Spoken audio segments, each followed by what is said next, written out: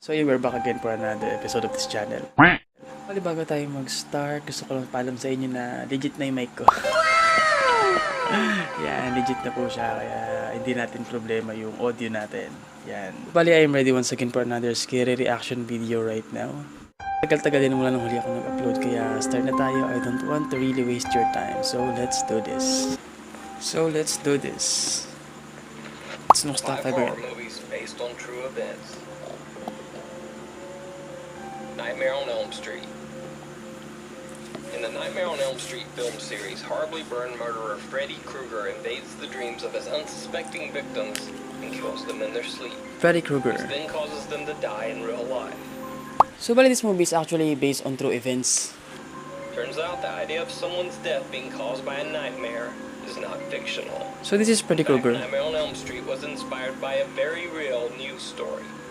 In 1981, 26 healthy men from the Asian country of Laos died in their sleep, usually screaming out just before death as if they were having a terrifying dream.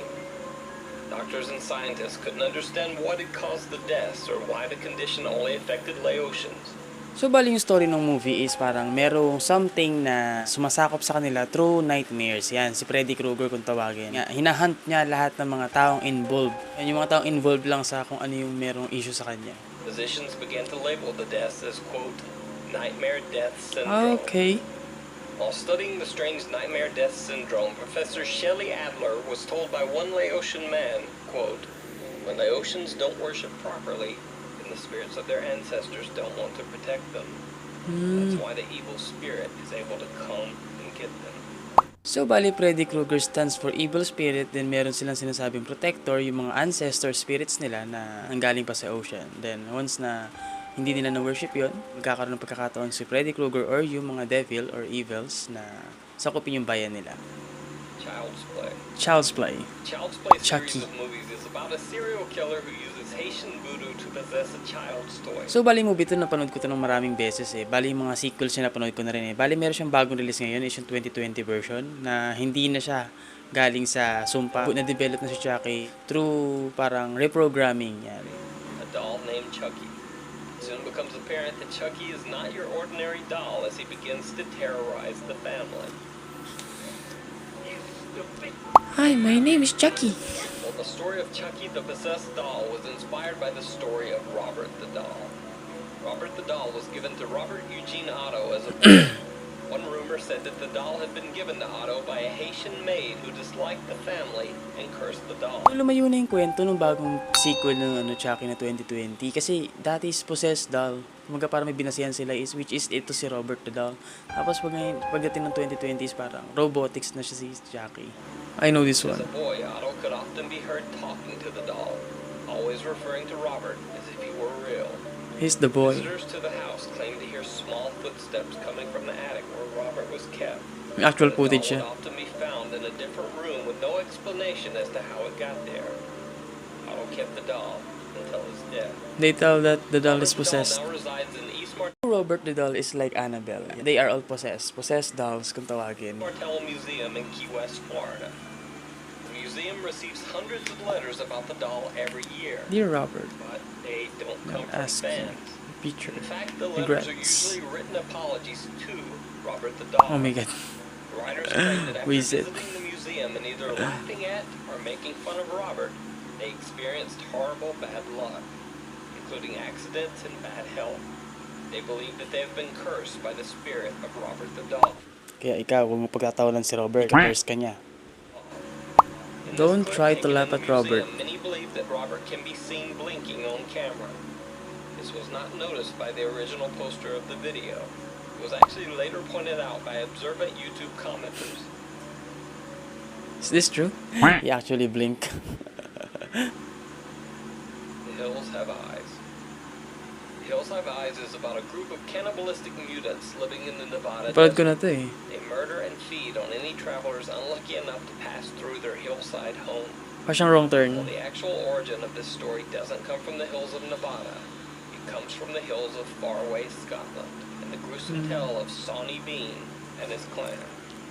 Alexander Sawney Bean is said to have been the head of a clan of 50 people living in a cave in the Scottish hills during the 15th century. The clan lived a life isolated from the rest of society, inbreeding to the point that some members of the family had severe deformities. May sakit sila. Bali di turn into cannibal because of kahirapan ng buhay, ganun. Said to have murdered, mutilated, and even eaten over 1,000 people who traveled near their home. I don't travel near across of their place. Mahirap na. Kakatayin kayo ng buo.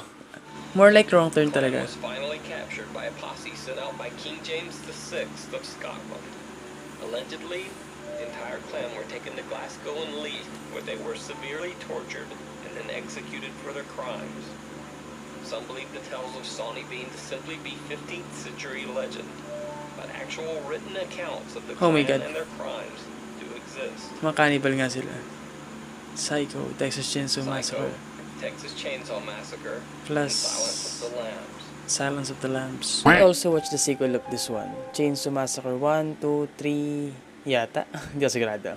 Now you may be wondering why I included all of these movies into one entry. Well, that's because of the simple fact that all three of these movies were inspired by one gruesome true story. Psycho Life of Killer. deranged serial killer, Ed Gein. Okay.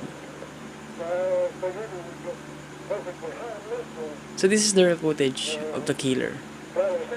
Header Ed sample. Gein, also known as the Butcher of Plainsfield, was arrested on November 16th, Oh my God. 1957. When police searched his house, they found an absolute horror show. Ed Gein's furniture was handmade from human bones. This is real. covered This is with real. human skin. There were skulls that Gein had hollowed out and was using as soup bowls. There were body parts stored in Seryoso? bags and boxes. But perhaps the most bizarre of all, the authorities found female masks and costumes made of actual Oh. human skin. Presumably, Ed Gein would wear these human skin suits when lounging around at home.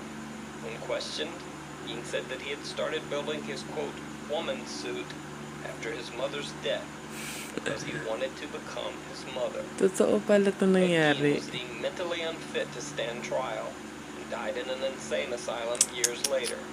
Kasi alam kong huling sequel niya is yung parang nakilala niya na yung last ano na, yung pinakahuling kamag-anak niya na nakilala niya through na may tattoo dito sa dibdib. Yun, yung huling part na napanood ko. Siguro yun yung pinaka-last. But his grotesque legacy of real-life murders, grave robbings, and insanity went on to inspire the fictional characters of Norman Bates and Psycho, Leatherface and the Leatherface. Texas Chainsaw Massacre, and Buffalo Bill in the Academy Award-winning movie The Silence of the Lambs. Psycho Killer. He's a psycho killer. The Possession. The Possession. Number 1.